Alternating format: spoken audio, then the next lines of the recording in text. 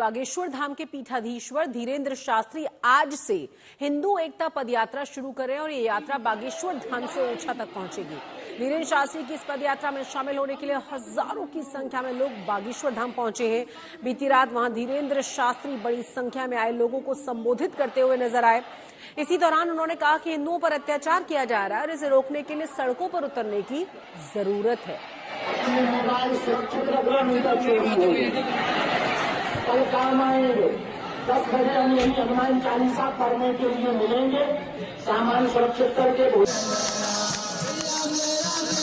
बागेश्वर धाम के पीठाधीश्वर पंडित धीरेन्द्र कृष्ण शास्त्री की जो सनातन एकता यात्रा है, हिंदू एकता यात्रा, उसके ठीक शुरू होने से पहले की तस्वीरें देखिए। रात भर जो है हजारों की तादाद में आप देखिए भक्तगण जो है वो पहुंच चुके हैं इस यात्रा में शामिल होने के लिए। पूरा बागेश्वर धाम जो है इस वक्त जय श्री राम के नारों से गूंज रहा है और बागेश्वर धाम के नारों से गूंज रहा है। तस्वीरों में आप देख सकते हैं धीरेन्द्र कृष्ण शास्त्री इस वक्त आज तक पर मौजूद है एक्सक्लूसिव बात करने के लिए।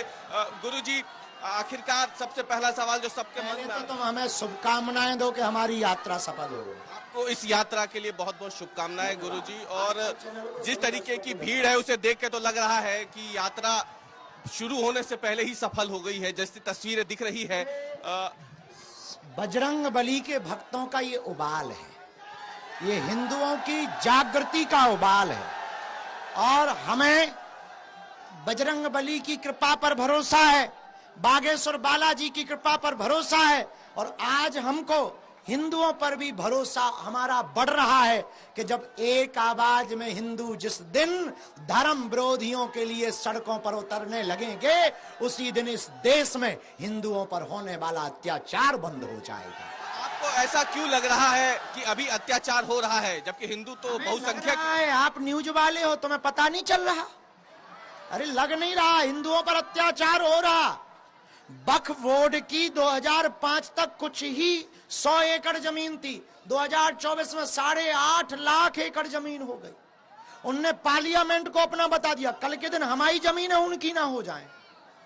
तुम कह रहे कि अत्याचार इन पे लगातार हो रहा है।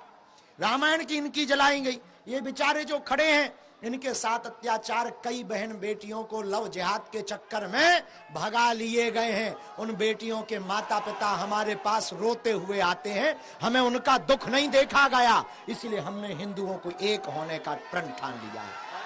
आपने एक बयान और दिया था हाल ही में, अपील की थी कि अगर वहां पे भी बच्चे हो सकते हैं कि अली के घर में अगर 30-30 बच्चे 14-14 बच्चे हो रहे हैं तो हिंदुओं के घरों में भी होना चाहिए। हाँ देखो भाई, अगर देखो हिंदुओं की जनसंख्या घट रही, उनकी बढ़ रही, ये चिंता का विषय है हमारा।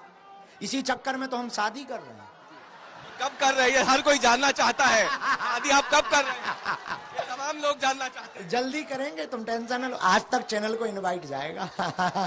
गुरुजी, यात्रा से जुड़ा हुआ एक सवाल है कि आमतौर पर हम देखते हैं कि इस तरीके की तस्वीर जब कोई बॉलीवुड का स्टार जब आता है अपनी बालकनी में तब इतनी भीड़ आती है उसे देखने के लिए। आज आपको देखने के लिए नहीं है, हमारे परिवार के सदस्य हैं और बागेश्वर धाम पर भक्तों का मेला तो ये रोज लगा है।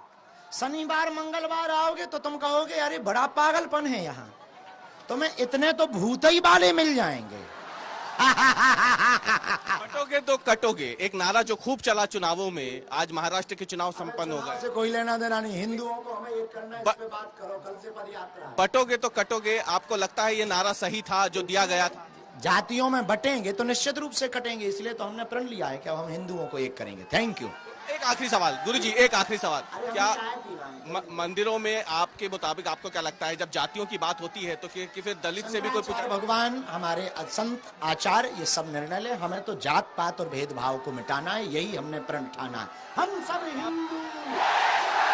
देख सकते हैं ये है पंडित धीरेन्द्र कृष्ण शास्त्री और सामने तस्वीरों में देख सकते हैं आप हजारों लोगों की भीड़ जो है वो रात भर जाग रही है।